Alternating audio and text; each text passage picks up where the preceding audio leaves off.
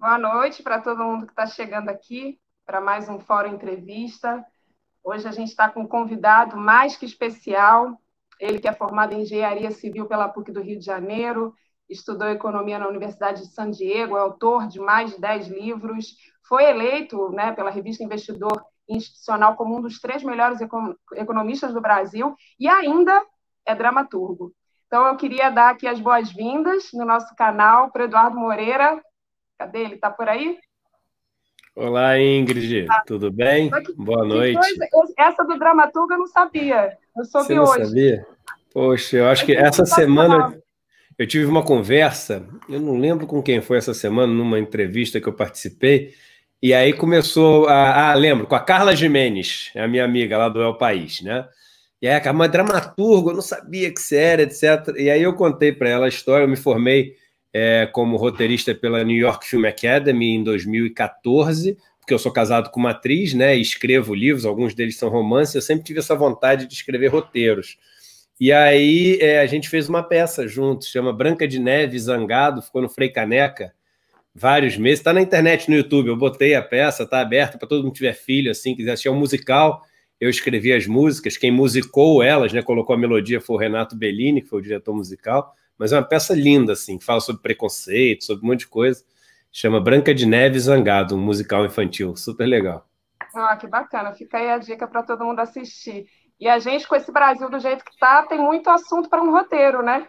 Acho que tem Nossa, tema para fazer. eu até te digo o seguinte: eu acho que os roteiristas, eles todos perderam o emprego agora, porque ninguém consegue escrever uma coisa melhor em termos de trama, de suspense, de realidade fantástica do que está acontecendo.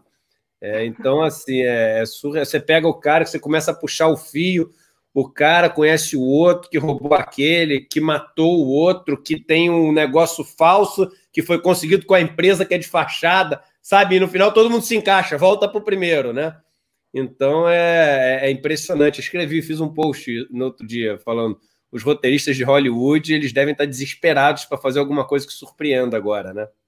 Exato, acho que a gente ainda deve estar vivendo um show de Truman. Alguém está brincando aí, contando essa história. Nós somos os atores e atrizes dessa peça, né? Bom, eu queria começar, Eduardo, falando do Somos 70%. Eu acho que é um bom começo para a gente, para você até situar, né, todo mundo que está aqui participando dessa Fora Entrevista.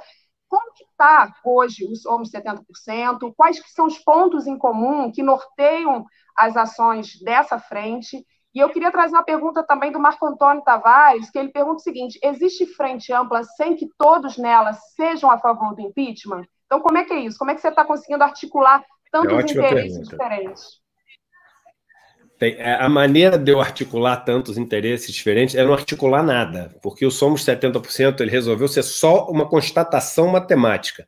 Ele surge num debate onde eu estava participando, eu, o Florestan Fernandes, o Gessé Souza, o Panúzio e a Carla Gimenez, e a gente falando, de repente, sai uma das pesquisas do Datafolha mostrando que a base de apoio do Bolsonaro estava em torno de 30% ainda, e aí todo mundo fica desanimado, não sei o quê, e eu falei, gente, peraí, vocês estão desanimados por quê? Se eles são 30%, nós somos 70%. Pô, o problema do Brasil é que a minoria age como se fosse maioria, a maioria age como se fosse minoria. Somos 70%. Aí todo mundo brilhou o olho. Eu falei, caramba, essa lembrança, ela tem valor, né? Ou seja, a gente lembrar as pessoas que nós que queremos o debate, que queremos o jogo democrático, que acreditamos que a Amazônia deve ser preservada e não destruída, que acreditamos na medicina e não em feijões mágicos que curam a Covid, que, enfim, acreditamos que o governo não deveria fazer esse processo com o centrão de toma lá da cá. Todas essas estatísticas nas pesquisas do Datafolha são de 67%, 70%, 73%, são próximos de 70%, ou seja, a ampla maioria. Eu falei, então, vamos nos lembrar que somos a maioria e passar a agir como maioria, ou seja, não ter medo de expor nossa opinião, não ter medo de se posicionar politicamente, não ter medo de ir para o debate, porque os 30% fizeram um trabalho, um trabalho muito eficaz em nos fazer agir como se fôssemos minoria, né? E nos sentir acuados, e nos sentir com medo, mesmo sendo maioria, porque eles criam as milícias digitais, os robôs, eles aparecem de um monte de lado sem sem existir. Então, eles parecem uma maioria que não são. Eles são um castelo de cartas, uma estrutura vazia, que é só inflar espuma, né? Então, somos 70% e resolveu ser isso. Vamos lembrar as pessoas daquilo onde somos a vasta maioria. Ele não tem uma lista, ele não tem, você não se associa. Às vezes as pessoas falam, como é que eu posso fazer parte? Você é contra esse governo, você quer debater nas regras democráticas, então você faz parte, a pesquisa mostra que você faz parte dos 70%.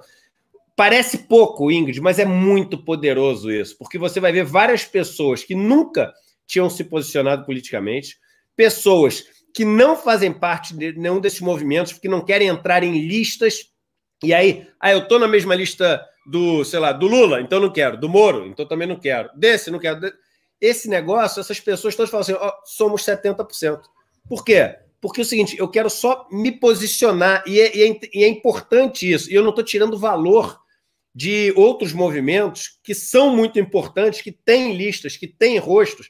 Eu até já me chamaram, faço parte de alguns, assinei alguns, e aí você me pergunta, ele tem a pauta do impeachment? Ele não tem essa pauta do impeachment. O dia que 70% das pessoas do Brasil forem a favor do impeachment, nós vamos falar o seguinte, somos 70% a favor do impeachment. E a gente vai falar isso, né? Hoje a gente não pode falar que somos 70% a favor do impeachment, que as pessoas que são a favor do impeachment são 53%, segundo a última pesquisa. Agora, se você perguntar o Eduardo é super a favor do impeachment. O Eduardo faz campanha para o impeachment. O Eduardo, ele vai para a passeata, ele debate, ele traz pessoas para as lives dele para falar do impeachment. Mas eu não posso transformar algo que surgiu como sendo uma constatação matemática em algo que cumpra os interesses pessoais do Eduardo. E eu estaria sendo desonesto intelectualmente se eu fizesse uma coisa dessa, entendeu? Então, somos 70%, ele é uma constatação matemática. Mas qual que você acha que é a saída, então, nesse sentido? Porque a gente tem outras possibilidades também, né? Além do impeachment, você tem, por exemplo, o processo de cassação da chapa em relação à questão das fake news. E isso é algo que foi crescendo e a gente foi ganhando até uma esperança quando teve uma junção disso com o inquérito no STF, né, que dá mais força ainda ao processo de cassação da chapa. Então, o que você acha? Como é que você acha que é a saída, então? O que se prega no sentido de criar uma transformação, seja via impeachment, seja... Enfim. Vamos lá, aquela pergunta clara. Outro dia eu estava entrevistando a Gisele Cittadino no meu programa, eu comecei a perguntar, ela falou, Eduardo, você quer saber o seguinte, como é que a gente tira esse cara daí, não é isso? Eu falei, é isso que eu quero saber, essa é a pergunta. Ela falou assim, basicamente tem 3 maneiras, né? Uma delas é o impeachment. E o impeachment, ele é um processo basicamente político. Ele é legal, você tem que cumprir, teoricamente deveria ter que cumprir os pré-requisitos legais. Quando a gente vê o impeachment da presidente Dilma, né? Na minha opinião, hoje, e aí muitas pessoas falam, mas lá atrás você não pensava isso. Realmente, eu não tinha a visão que eu tenho hoje. Eu era Eduardo sócio de banco, eu vi o mundo de uma forma completamente diferente da que eu vejo hoje. Então, como é que o Eduardo vê hoje? Um golpe absurdo, e você não tinha um elemento legal, porque se você for falar com qualquer advogado hoje, qualquer político vai falar, o impeachment ele é um instrumento que ele é legal e político, ele é jurídico e político. Mentira, eu acho que é só político, porque no caso da Dilma você não tinha essa parte legal fundamentada, as pedaladas fiscais não são motivo nenhum para impeachment, esse artifício para você poder se financiar quando você chega no final do ano faltando ali um pedaço de financiamento, todos os outros presidentes utilizavam desse artifício, ou seja, não é por isso que ela foi impeached por causa de uma articulação de grupos de poder que queriam retomar o poder e viam uma fragilidade econômica que o Brasil estava passando, uma chance de você poder dar esse golpe, né? Então, o impeachment é um processo político. E para a gente conseguir fazer um impeachment, a gente precisa ter essa base política. E como é que a gente faz essa base política? A gente constrói.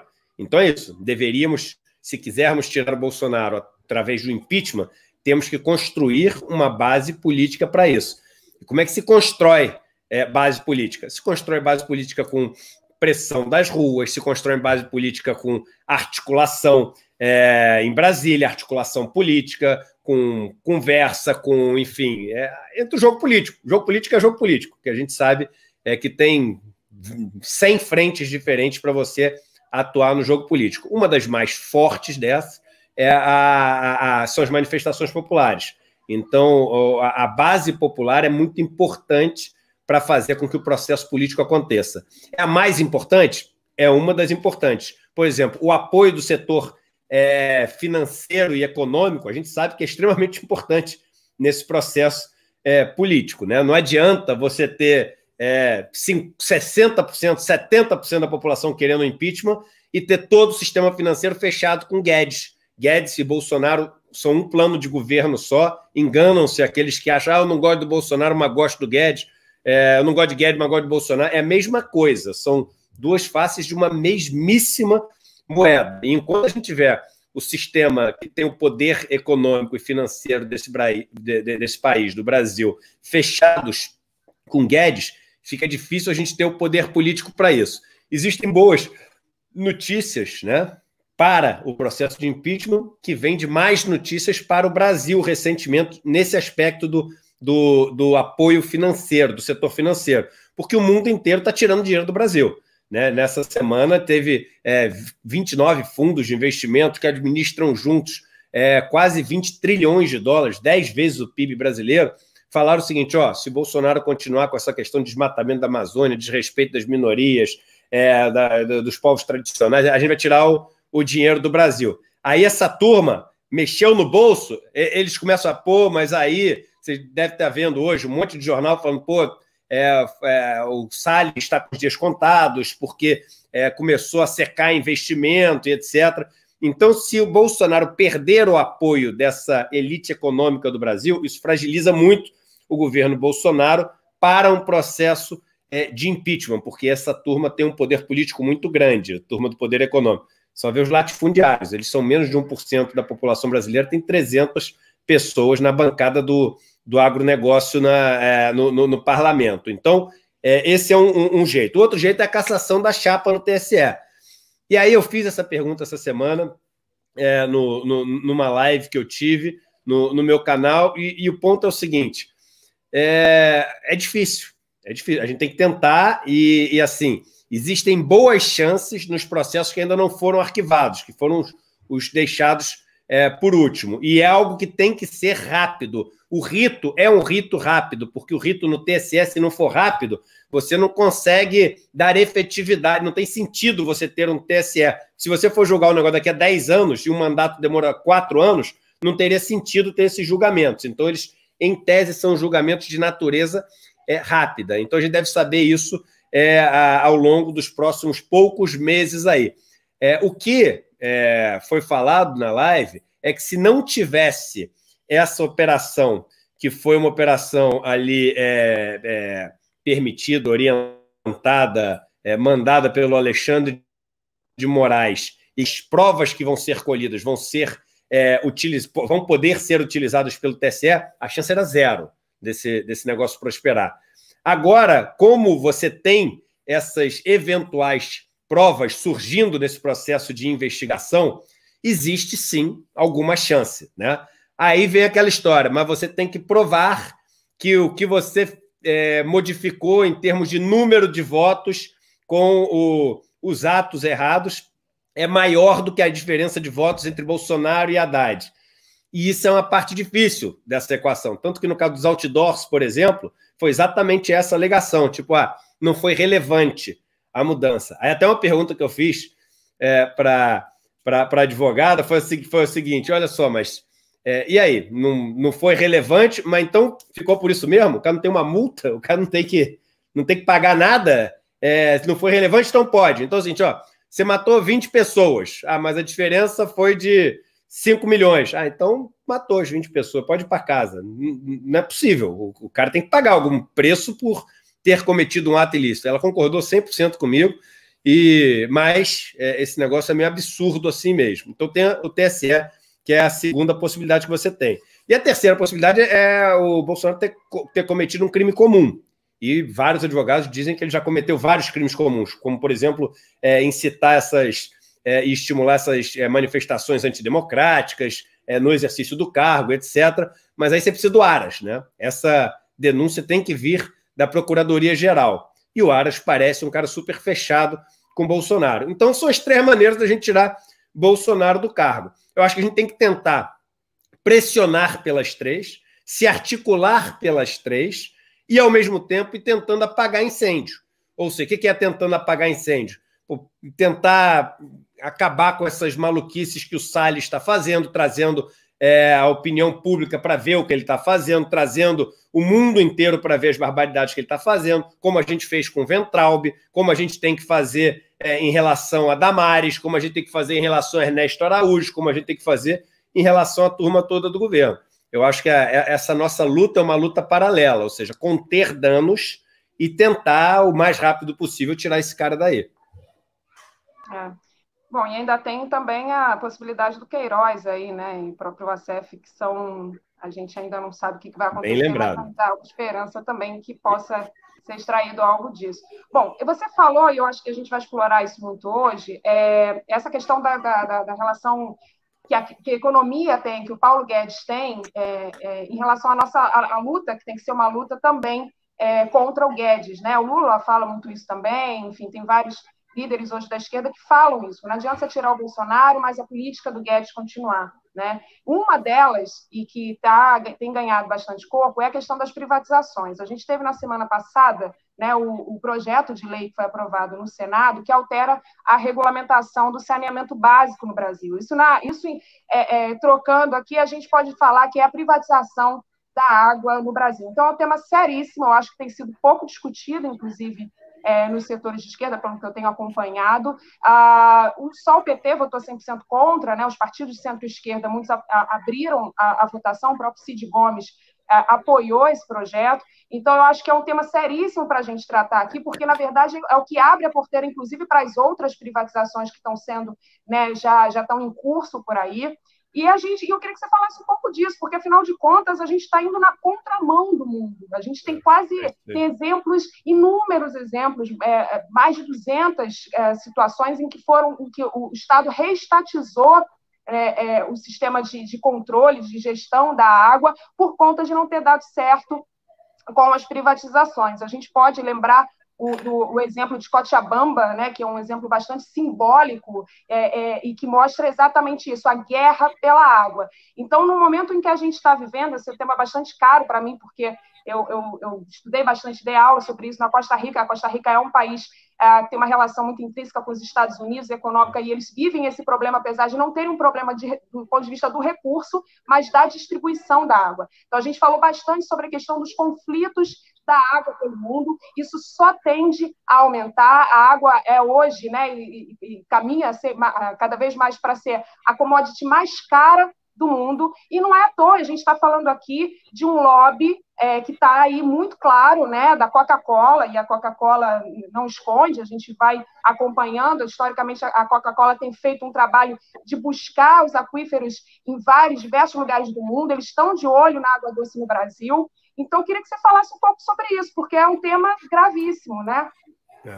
E hoje eu tive uma conversa maravilhosa com o Léo Heller, o Léo, que é um relator especial da ONU, né, para essa questão da água no mundo, e esse cara, vale a pena vocês baterem um papo com ele.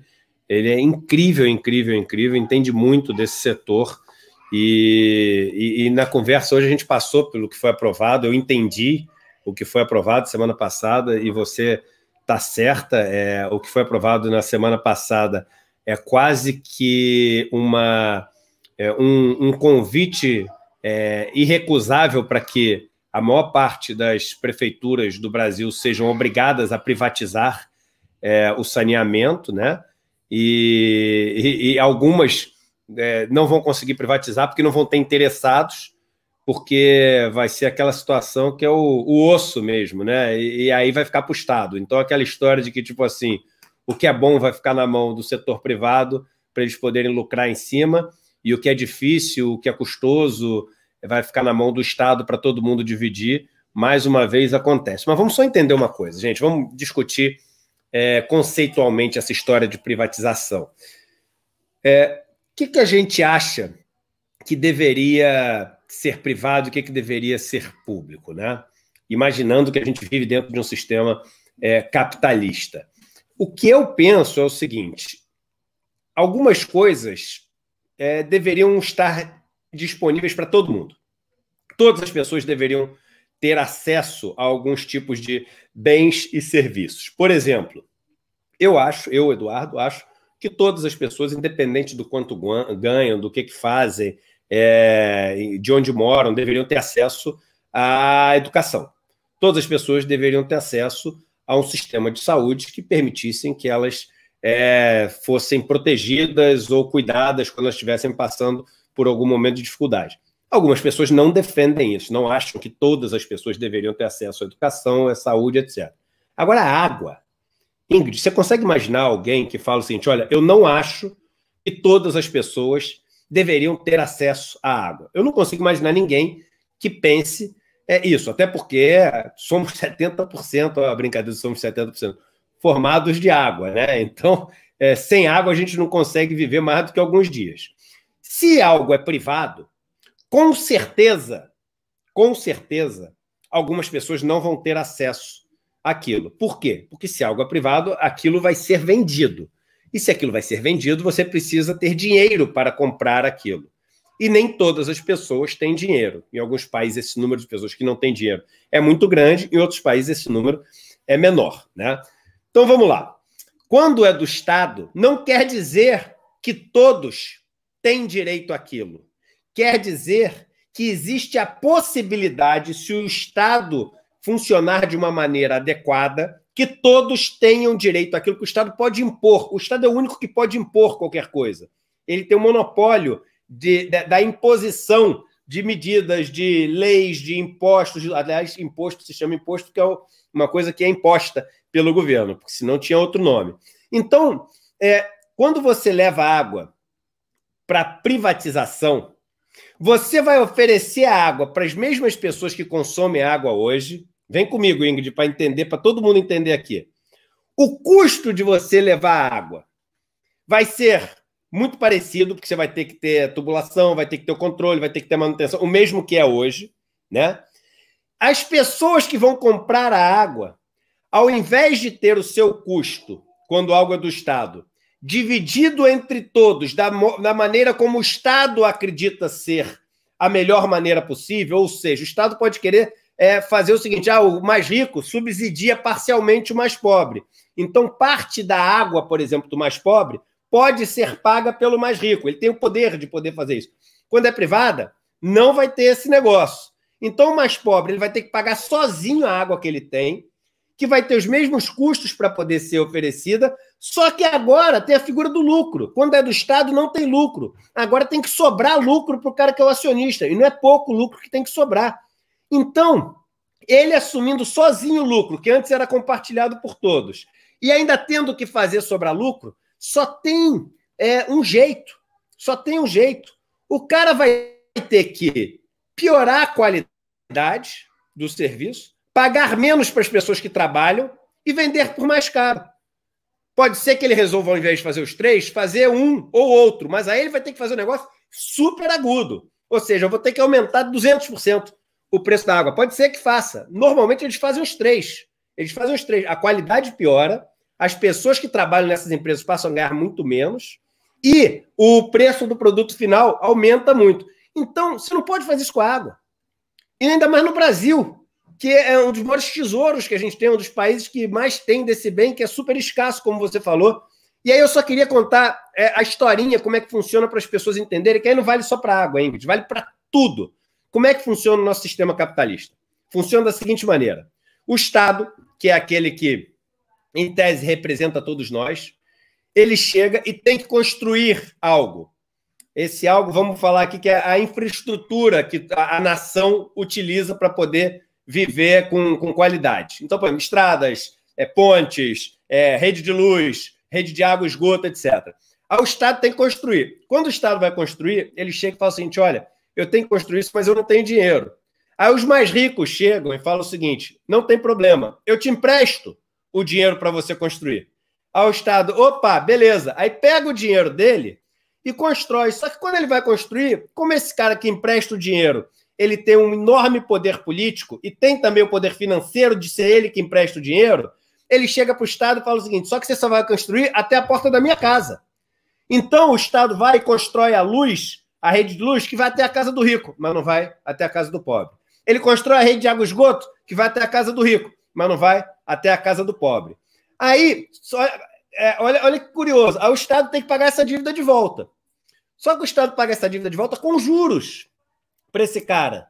Quem é que banca esses juros? É o pobre, com os impostos que eles estão pagando sobre consumo. Então, o rico, o dinheiro que ele emprestou, ele pega de volta, pega os juros e tem a estrada, a rede de saneamento construída.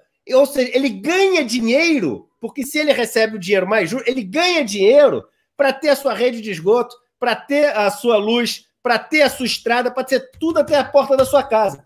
O pobre paga por isso, só que não tem nada disso, porque ele pagou para o rico poder ter.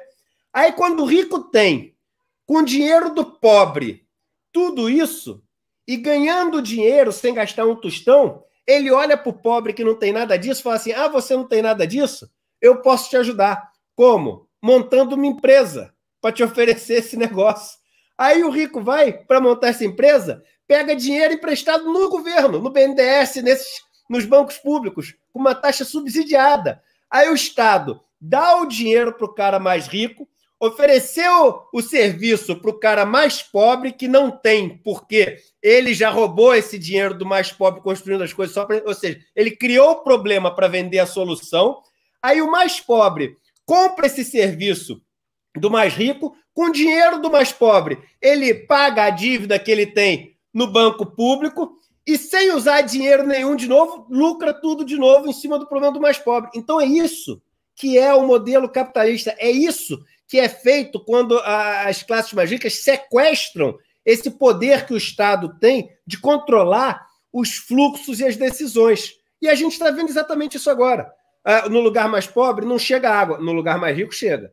Lá nos Jardins, ninguém tem problema de água e esgoto. São os caras que mais querem privatização. Eu não sei por que eles tanto querem privatização. Na casa dos caras chega água de qualidade, chega água quando eles querem, a rede está sempre funcionando, etc. Agora, eles estão querendo desesperadamente a privatização. Por quê? Porque o modelo é exatamente esse. Você pega, empresta dinheiro para o Estado te devolve o dinheiro, você consegue as coisas para você de graça, ganha o dinheiro dos juros do Estado, lucra com a situação, cria o problema para o mais pobre, que bancou a situação que você conseguiu ter, vende a solução para o mais pobre, pega dinheiro do Estado para montar a solução e o pobre paga esse dinheiro para o Estado de volta e tu lucra duas vezes. É assim que funciona o mundo capitalista.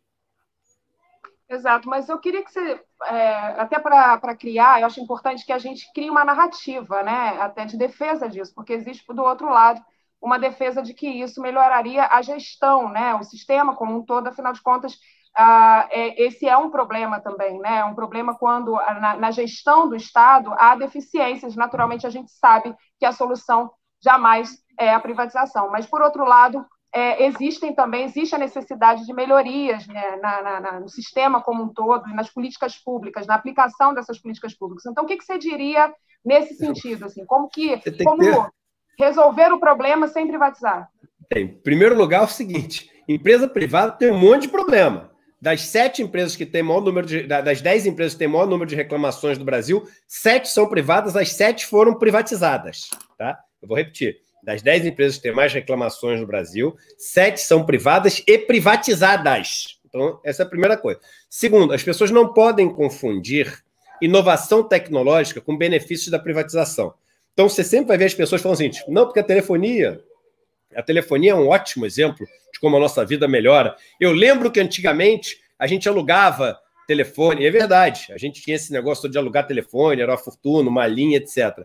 Agora, a pergunta é a seguinte, Ingrid, você acha, e no argumento dessas pessoas fica aparecendo isso, que hoje a gente estaria, se não tivesse privatizado, discando com aquele telefone? Você é muito nova, não deve lembrar desse negócio, mas discando com o telefone que a gente fazia assim, com aquele fio, não ia estar.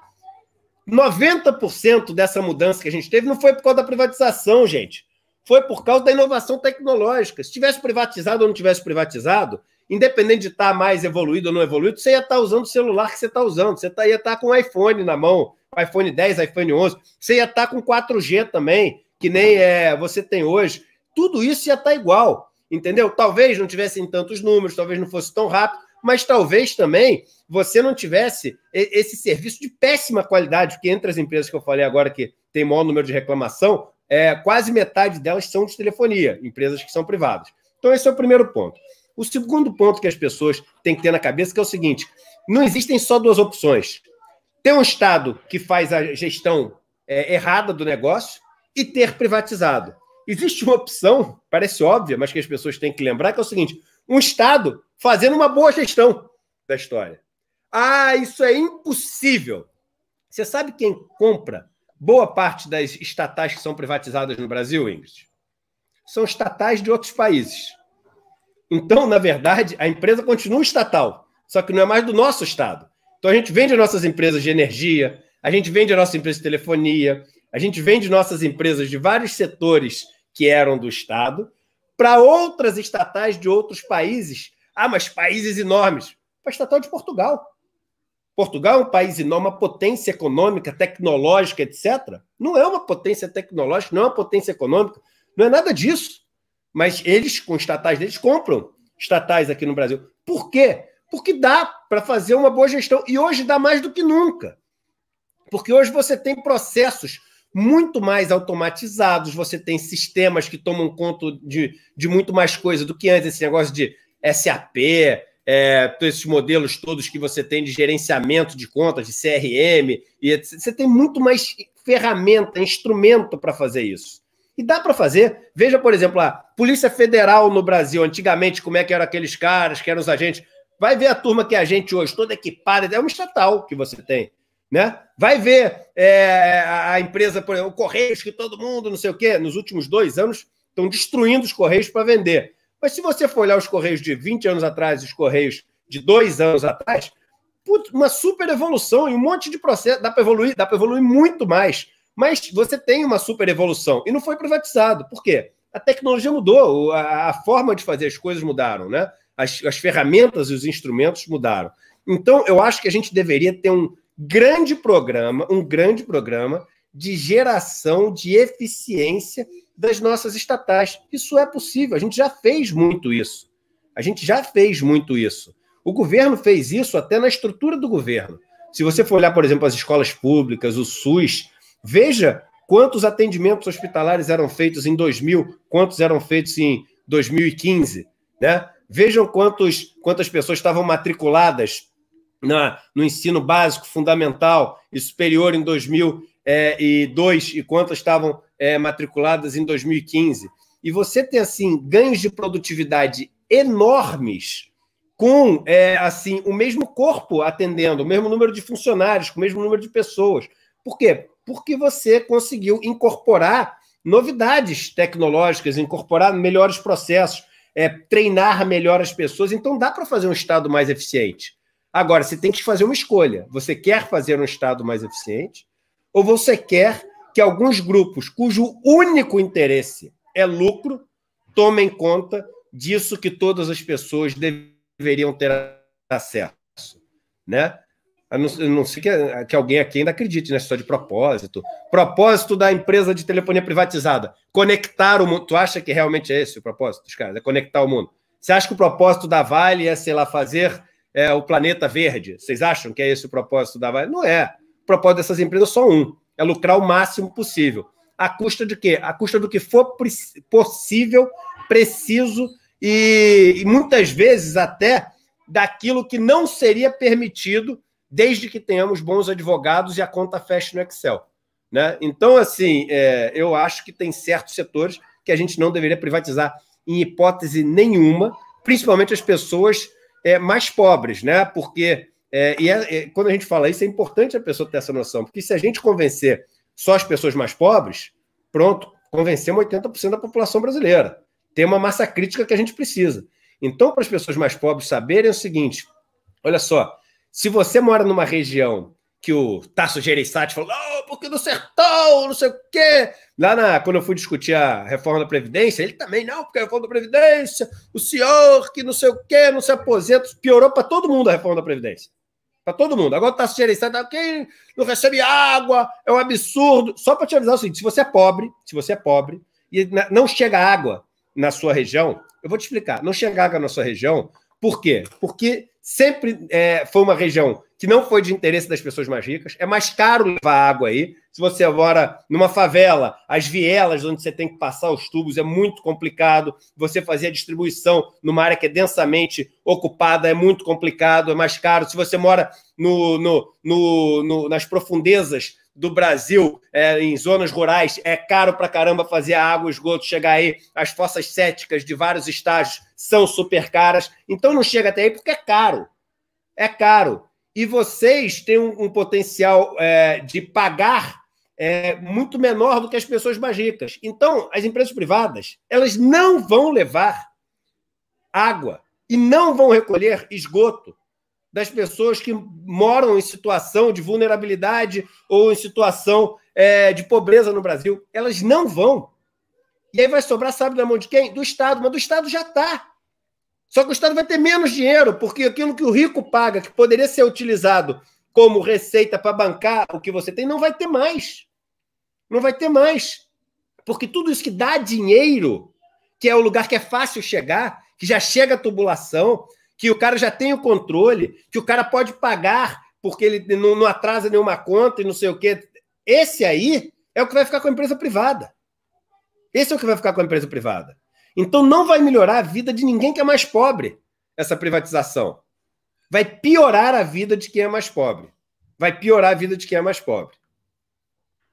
Pessoal do chat aqui participando, muitos elogios. A Ruth Sá, adorei a explicação sobre os lucros nas privatizações. Só que sistema econômico, capitalismo selvagem, o povo pagando a conta cara para os poderosos se darem bem. Mensagem do Claudinei. Vão mandando aí, a gente vai lendo aqui no decorrer. Bom, eu queria agora falar com você, a gente está enfrentando aí, entrando numa recessão profunda, acho que é a maior recessão que a gente vai passar na história do Brasil, né? E hoje a gente teve a notícia também do desemprego que aumentou 12%, que na verdade é muito mais, se a gente for levar em consideração que a pesquisa trata de pessoas que procuraram emprego somente no último mês, então esses números são ainda maiores, e a queda do PIB, segundo a FMI, de 9,1%, aí essa é a expectativa. Então, eu queria que você falasse um pouco sobre essa questão, porque o Guedes, aí tem uma situação um tanto quanto conflituosa no próprio governo, né? O Bolsonaro, diante de toda a crise política e econômica, ele precisa de algumas respostas, incluindo, por exemplo, a questão do auxílio emergencial, enfim, outras políticas que possam, de alguma maneira, injetar um ânimo na economia e melhorar, de alguma maneira, a imagem do governo. Então, de um lado, tem essa pressão do Bolsonaro em relação ao Guedes nesse sentido, e, por outro, o Guedes não cedendo, né, e continuando, inclusive, a agenda das privatizações é um exemplo disso, e ele continua aí com a sua política de austeridade fiscal. Então, como é que você avalia o cenário econômico no Brasil hoje? O que vem pela frente? E se essa teimosia do Guedes aí vai custar caro, né, ao governo, tanto quanto a ele? Quem é que sai? Qual que é a aposta? O Guedes fica? O Guedes sai? A teimosia de Guedes já está custando caro, né? Guedes está fazendo diferente do resto do mundo inteiro. O Guedes segue falando que vai privatizar tudo, que a gente tem que acelerar a reforma administrativa, acelerar as privatizações e vai vender tudo na bacia das almas, né? Além de vender errado, né, que não deveria vender, vai vender mal, né? Vai dar essas coisas, né? O que não tem problema nenhum para ele, porque você sabe o seguinte, que Guedes vai voltar dali para o setor privado. Né? Quem vai ficar sem água não é ele, né? Quem vai ficar sem uma saúde de qualidade não é o Guedes, né? Quem não vai ter um emprego de qualidade para buscar numa empresa pública ou no serviço público, podendo ajudar o país a crescer, prestando bons serviços, etc., não é o Guedes, né? Que essas pessoas que vão sair e ter que aceitar qualquer tipo de emprego, qualquer tipo de salário, qualquer tipo de condição, não é o Guedes. O Guedes, pelo contrário, ele provavelmente vai sair, como todas as outras pessoas que saíram e foram presidentes de Banco Central, que foram ministros, que foram tudo isso, hoje fazem parte dos boards, né, dos conselhos das grandes empresas, enchendo o bolso de dinheiro em cima dos seus contatos, conexões e favores que foram feitos quando estavam lá. Isso é corrupção, gente. Isso é corrupção. A gente não fala disso, mas isso é talvez a maior das corrupções. Pessoas que, quando estão com a caneta na mão, decidem só em favor daqueles que vão contratá-las depois. A única coisa é a seguinte, é uma corrupção, ela é paga a prazo, né? Ela é paga no futuro, né? Então o cara é fiado, né? Não é fiado que chama quando compra o negócio e paga depois? Então é a corrupção pagando fiado na corrupção.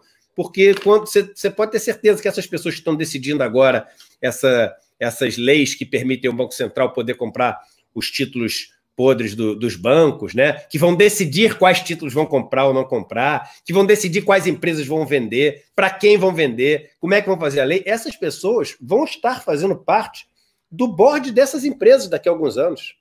Como é que eu tenho certeza? Porque as que fazem hoje fizeram parte do governo, dos últimos governos.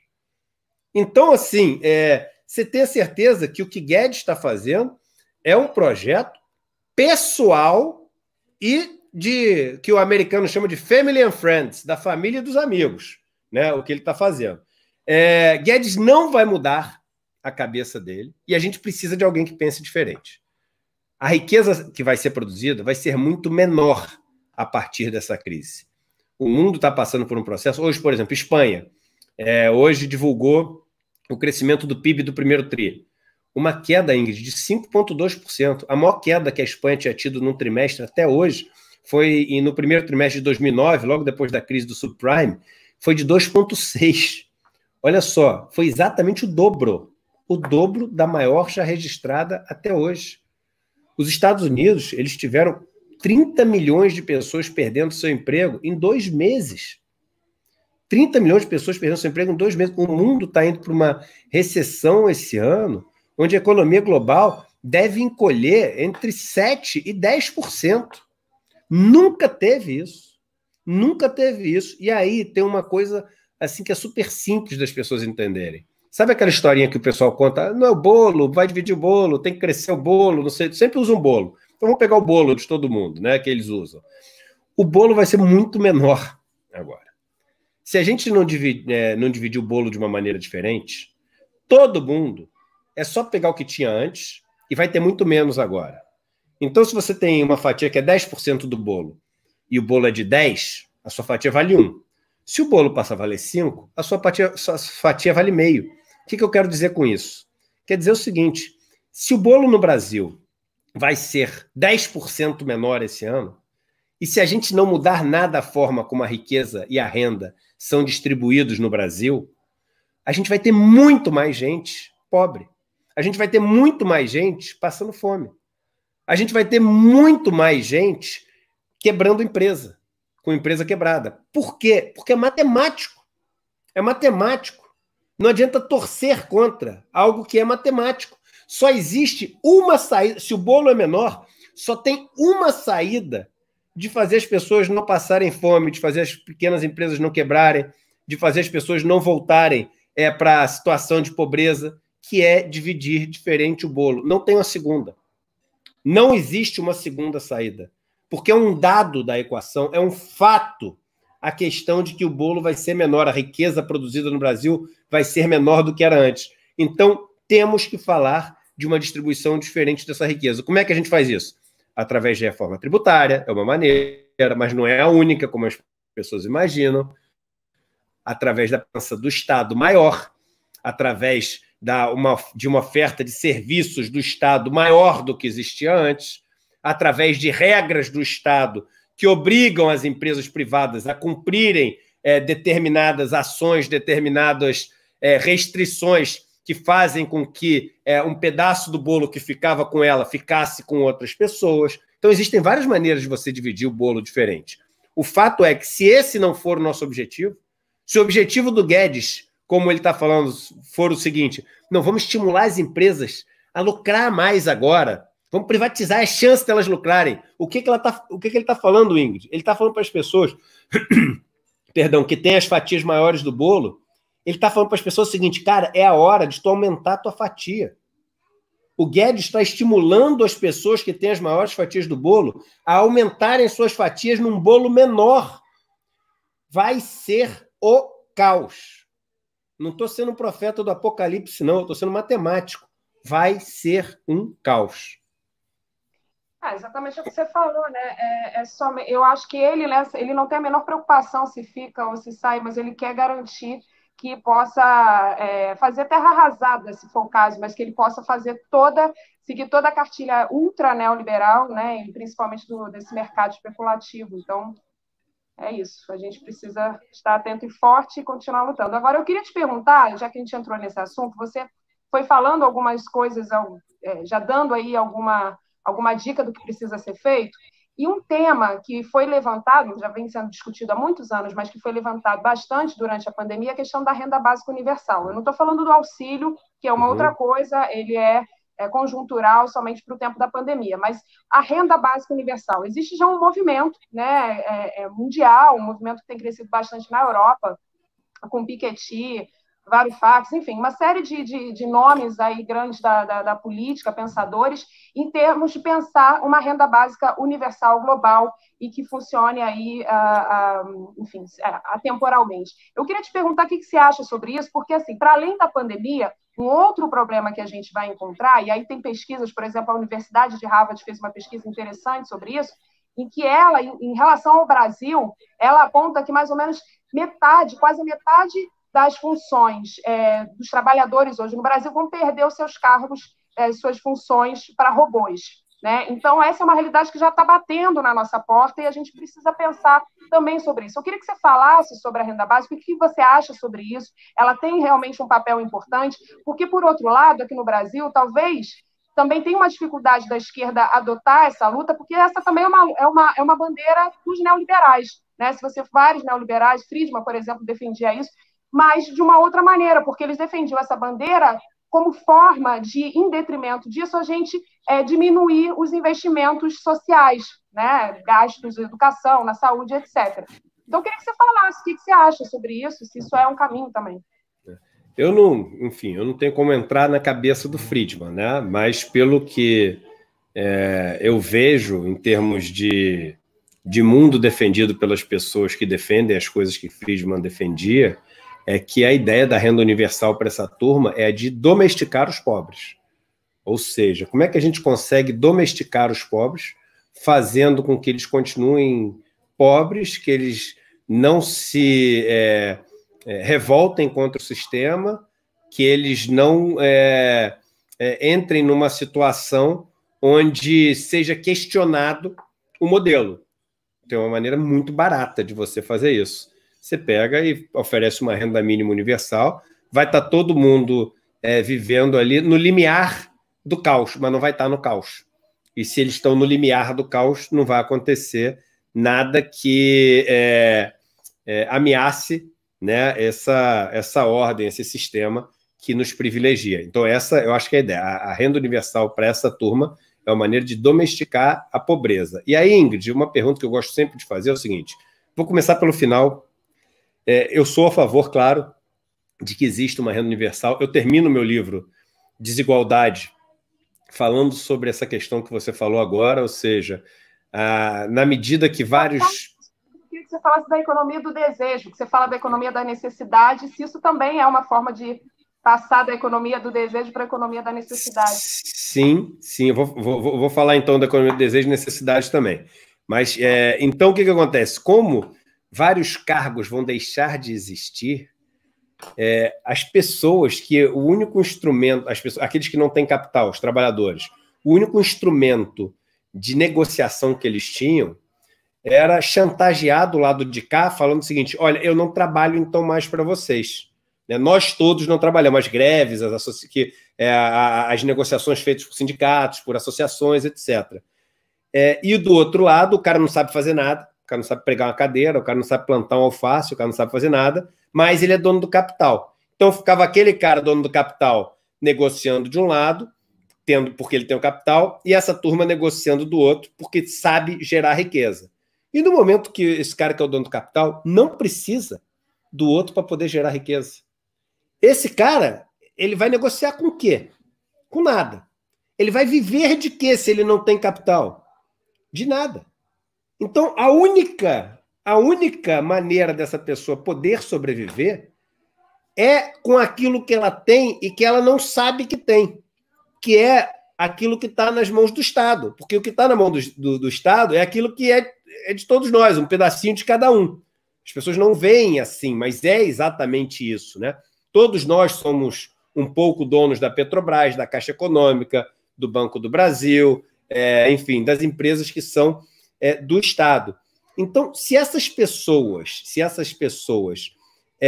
forem servidas por um pedaço daquilo que elas têm, do capital que elas têm, que é aquele capital que está em nome de todos, a gente encontra uma solução.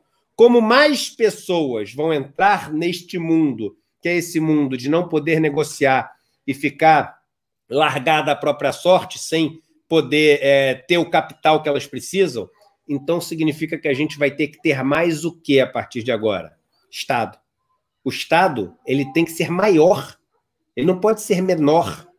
O Estado só poderia ser menor se as pessoas passassem a ser mais donas de capital. Se você conseguisse, vamos supor, no Brasil, o seguinte, todo mundo no Brasil agora tem um pedaço de terra que pode plantar, todo mundo no Brasil que quer produzir tem máquina, todo mundo. Você pode conversar sobre um Estado menor. Por que você pode conversar sobre um Estado menor? Porque todo mundo consegue gerar a riqueza que precisa. Agora, como é que você pode falar de um Estado menor num país onde a maior parte da população não tem acesso ao capital e não vai poder usar sua força de trabalho como troca por riqueza que precisa para sobreviver? Não dá para falar. Tem que falar de Estado maior. Então, a renda básica, né, ela é meio que como se fosse, eu vou usar uma palavra aqui, já sabendo do risco que eu estou correndo, os dividendos que todos vão receber daqueles ativos que estão em nome de todos. Né? Então, todos nós somos donos de tudo que tem no país, então vamos, enfim, de um pedaço das coisas que tem no país, perdão, então todos nós vamos ser assim, agraciados com um pedaço de toda a riqueza que é gerada no país todo ano, para a gente poder sobreviver. Então, essa é a ideia da renda básica universal conceitual. Agora, acho que a gente tem que tomar um cuidado enorme com a renda básica universal, que ela é importante, ela é necessária, ela é útil, mas ela não pode ser vista como uma solução. Porque a gente não pode olhar para o país e falar assim, qual que é a linha de pobreza? É $5 por dia por pessoa? Então é o seguinte, nosso objetivo de país é fazer com que as pessoas ganhem $6 por dia por pessoa. Acabamos com a pobreza no Brasil. É isso que a gente quer? A gente acha que realmente existem pessoas que deveriam viver com $6 por dia e outras com 6 milhões de dólares por mês? A gente acredita que é esse o país que a gente acha um país correto? Um país onde a gente chega e fala assim, não, tem um monte de gente que fala isso, né? Não, eu acho que o pobre deveria ter o seu carrinho, deveria ter sua casinha direitinha, deveria fazer sua faculdadezinha lá, não sei o quê. E aí, quando você vê tudo aquilo que ele acha que o pobre deveria ter, no melhor dos mundos para ele acha que não é minimamente aceitável para o filho dele. Por quê? Por que aquilo que é o mundo ideal para o pobre não sequer atende às necessidades para ser o mundo mínimo para ele ou para os dele, né? Porque ele considera assim uma raça diferente, uma subgente. Ele não considera aquelas pessoas como parte do seu mesmo grupo. E eu acho que a nossa luta deve ser para fazer com que todos tenham a mesma condição de ter o seu carro, a sua casa, a sua terra, e não é terrinha, casinha, é o seu estudo, não é o seu estudinho. Todo mundo deve viver numa condição, isso é o tópico onde a gente deve mirar. Agora, se a gente mirar no carrinho, pro pobre, entendeu? Se a gente mirar na casinha, pro pobre, a gente vai estar mirando numa sociedade injusta. A gente não pode mirar numa sociedade injusta.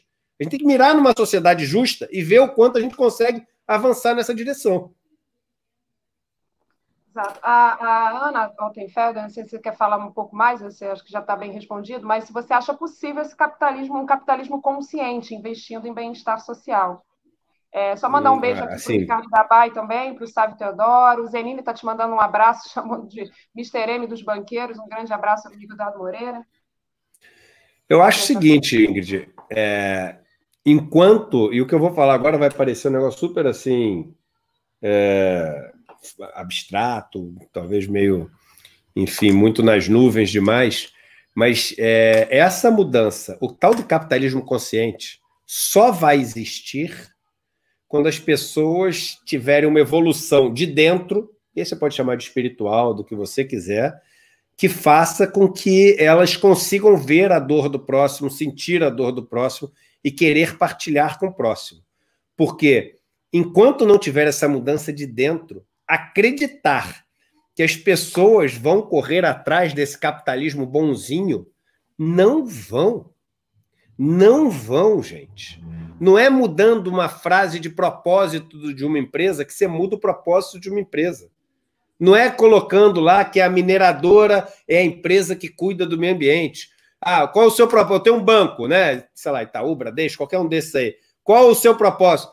Nosso propósito é cuidar do futuro das pessoas. Não vale nada essa frase na parede. Nada, nada, porque ela não é verdadeira. Você com uma frase não muda o que as pessoas pensam. O que você consegue fazer é mudar o que as pessoas pensam e traduzir depois isso numa frase. Mas a frase vem depois que as pessoas já pensam daquele jeito. Não adianta a gente... o capitalismo consciente, pronto. Não.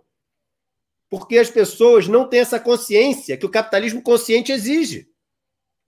As pessoas não têm essa... De onde vem essa consciência? Essa consciência vem dessa evolução que eu estou chamando aqui de espiritual. Mas essa evolução espiritual vem da educação que as pessoas têm que ter. E uma educação não só acadêmica, mas uma educação das pessoas se relacionarem, estarem juntas, conhecerem a dor do outro, dividirem a dor do outro. A palavra compaixão vem de compartilhar esse sofrimento do outro. E aí sim, quando nós tivermos esse processo educativo como seres humanos, né, esse processo tiver nos levado para o nível maior de consciência, nós vamos ter naturalmente um capitalismo consciente e vamos chamá-lo de capitalismo consciente. Agora, não adianta querer impor um capitalismo consciente, porque você não consegue impor uma consciência nas pessoas que elas não têm. É impossível impor uma consciência. Então, hoje, o máximo que a gente pode ter é um capitalismo domado, é um capitalismo restrito, é um capitalismo direcionado. Sim, porque hoje tem que ser na marra. Ou seja, os limites são esses, os impostos são esses. Até onde você pode ir, é para isso que tem o Estado. Porque não vai vir da consciência das pessoas isso. Não vai vir dos limites que vão ter que ser impostos para o capitalismo. O capitalismo precisa de freios. E aí vem a história da economia do desejo e a economia da necessidade. Desejo é infinito, gente. Desejo não tem fim. Desejo precisa ser toreado, precisa ser limitado, precisa ser restrito, precisa ser direcionado. Porque se você deixar o desejo sozinho, ele não tem limites. Ele não tem limites. A iniciativa privada é a economia dos desejos. Ela não tem limites, ela quer mais. Ela só quer mais. Ela não tem um número. O número dela é mais. O Estado deveria cuidar da economia da necessidade, porque a necessidade ela tem um limite, ela enche um pote. Então a gente deveria ter o Estado cuidando que todas as necessidades fossem atendidas e a iniciativa privada toreada, direcionada e restrita pelas leis do Estado. A gente normalmente tem o contrário. O Estado estimulando a economia do desejo e o Estado esquecendo da economia da necessidade. E aí a gente tem o pior dos mundos, porque os pobres são infelizes porque não têm suas necessidades atingidas e os ricos são infelizes porque não têm seus desejos atendidos. E aí mudar a própria lógica de como isso funciona, né? Porque um sistema baseado no lucro, né, e a produção para atender no consumo e a produção para atender esse consumo, quer dizer, só essa lógica impede também que você tenha alguma mudança estrutural e profunda no sistema de sociedade, enquanto a gente também for uma sociedade baseada e pautada no consumismo, né? A gente está caminhando para o fim, tem perguntas aqui, o pessoal, mas eu quero, nessa última pergunta, daí você pode responder isso também, falando um pouco sobre essa geopolítica mundial, já que a gente está falando, e acho que foi muito falado no início, tinha uma esperança muito grande de que no pós-coronavírus, claro que a gente vai ter um mundo diferente, já está diferente, mas que fosse um mundo melhor. Eu queria saber o que você acredita nisso, e, na verdade, você me dissesse o que você acha que vai acontecer, se o mundo continua um mundo multilateralista, ou esse multilateralismo vai se transformar numa outra coisa, por exemplo, com essa guerra entre Estados Unidos e China, vai ser um mundo mais voltado para atendimento do seu protecionismo, da sua soberania nacional. enfim, liberalismo populista, como a gente tem aqui no Brasil, na Polônia, enfim, vários outros países também da Europa. O que você acha que vai acontecer aí com essa geopolítica mundial? Tá super difícil, viu, Ingrid, de prever, porque assim, enquanto muitas pessoas acham que isso caiu a ficha, a gente vai ter uma economia mais solidária, a gente entendeu que não dá para continuar com a desigualdade rumando para onde estava rumando, etc.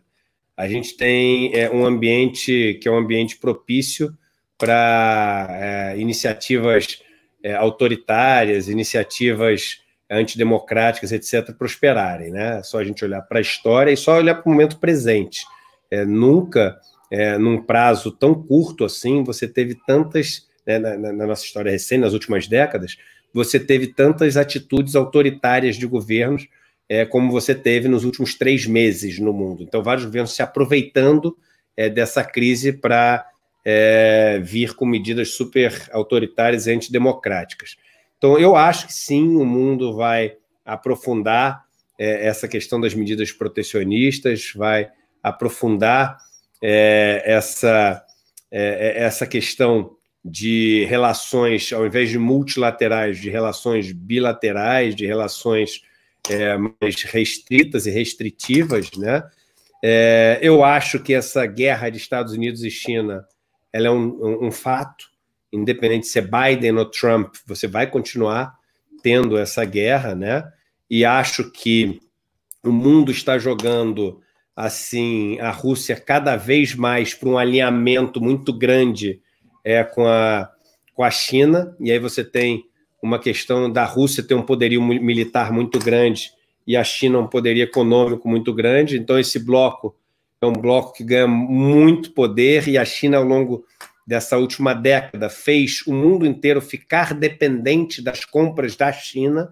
Então, ela está muito bem posicionada, muito mais bem posicionada que os Estados Unidos. Dito isso, eu torço muito mais para o Biden do que para o Trump, né? Já sabendo que o Biden é um Rodrigo Maia, é um Alckmin, é um cara de direita também, né? Mas, enfim, entre Biden e Trump, né? Entre qualquer pessoa e Trump, não dá para ir de Trump, né, cara? Entre o capeta e Trump, né? A gente tem que escolher uma outra pessoa, porque não pode ter eleição com um candidato só, né? Então, a gente fica difícil imaginar o que vai ser o mundo com mais 4 anos de Trump, né? E no Brasil, a gente fez todas as opções diplomáticas erradas, né? A gente destruiu nossos maiores tesouros, a gente falou mal da mulher do Macron, a gente desrespeitou a Angela Merkel, a gente grudou no Trump, que provavelmente vai perder a eleição, fez palhaçada com a China. Então, assim, a gente conseguiu, no poker, aquele Royal Straight Flush, né? A gente conseguiu, assim, fazer, nesse caso, a pior jogada possível em termos diplomáticos. Esse governo é um desastre diplomático para esse tabuleiro geopolítico que vai se apresentar no pós-crise. Exato, e o Brasil comemorando o convite do Trump para um G7 que não existe mais, porque a Europa não quer participar de jeito nenhum, enfim, não é um convite novo, o Brasil já tinha sido convidado na época do Lula, enfim, e no momento em que perdeu 40% das exportações para a China, né? Enfim, derrota atrás de derrota. Derrota atrás de derrota. Eduardo, eu queria, para a gente concluir, primeiro dizer que, enfim, prazer enorme te receber aqui, você dá uma aula, e, enfim, obviamente não sou só eu que digo, todo mundo aqui participando fala a mesma coisa. Você realmente traz para a gente, além da aula que você dá, eu acho que também um sentimento de vontade de lutar e de fazer algo, né, para transformar tudo que está aí. Então, eu queria que você fizesse aí a tua consideração final e também dissesse também do livro que você está... Eu não sei se você lançou um recentemente ou já tem um tempinho. Foi Economia do Desejo. Foi Economia do Desejo. Agora 2 meses atrás, tá? Então, pronto. Então, fala e dá uma dica para o pessoal também de leitura, enfim, para a gente se animar um pouquinho aí também, né? Que a gente precisa ter esperança para a luta. Legal. Tem um livro que eu acho muito bom. Eu li ele em inglês, eu não sei qual é o título dele em português, que é um livro do Eric Fromm, chamado The Sane Society, a Sociedade Sã, né? E é um livro incrível, apesar de ter sido escrito, não sei se foi na década de 60, ele é um livro que parece que foi escrito para hoje, assim, né? E ele prevê de uma maneira absolutamente impressionante tudo isso que a gente está vivendo hoje. E é um livro que aborda, né, o mundo de uma maneira maior, assim, né? Ou seja, tem um lado econômico, mas tem esse lado da espiritualidade, tem um lado da relação entre as pessoas. Ele era um psicólogo, né? Um dos maiores psicólogos que os Estados Unidos já teve. Então, isso é uma dica de leitura que eu daria para as pessoas para esse momento que a gente está vivendo. Esses meus 3 últimos livros são a minha transformação do cara que vivia como sócio de banco, né? Foi do mercado financeiro 20 anos, vem de um ambiente super conservador. Eu sempre fui um cara que fiz parte dessa direita, desse pró-mercado, etc. Esses 3 últimos livros que eu escrevi, eles são livros, eles não narram essa história, mas eles são essa história acontecendo dessa minha mudança. O primeiro, o que os donos do poder não querem que você saiba. O segundo, desigualdade, caminhos para uma sociedade mais justa. E terceiro, economia do desejo, a farsa da tese neoliberal. Então, eles são esse meu processo de descoberta. E eu acho até legal ler esses 3. São livros muito pequenos, muito pequenos. Tem gente que lê em um dia um deles, né? Mas é legal ler nessa ordem, porque aí o leitor faz a descoberta junto comigo, né? Ele vai fazendo essa descoberta, que foi essa descoberta que eu fiz. Até o Eduardo do último é diferente do Eduardo do primeiro livro, e dá para ver isso nos livros. Mas é muito legal acompanhar esse processo de compreensão do momento que a gente vive, assim. E queria agradecer muito a vocês, parabenizar pelo trabalho que vocês fazem, agradecer sempre a sua simpatia, do Renato, são pessoas muito queridas e é um espaço que tem um valor muito grande para esse nosso momento de país e para que a discussão seja sempre uma discussão com cores, né? Não seja uma discussão monocromática, com uma visão só. Então, contem sempre comigo, sempre que vocês precisarem. Muito bacana. Então, pessoal, continuem acompanhando o fórum. É muito importante que vocês também sempre curtam a gente, acompanhem nas redes sociais. Eu vou estar toda semana aí com um convidado novo, então vai mandando também para a gente perguntas. E é isso. Eduardo, mais uma vez, muito obrigada. Acompanhem o Eduardo nas redes, leiam os livros. Eu tenho certeza que vocês vão sair aí com muitas ideias boas para a gente continuar essa luta. Então, um beijo grande para vocês. Boa noite. Beijo, tamo junto.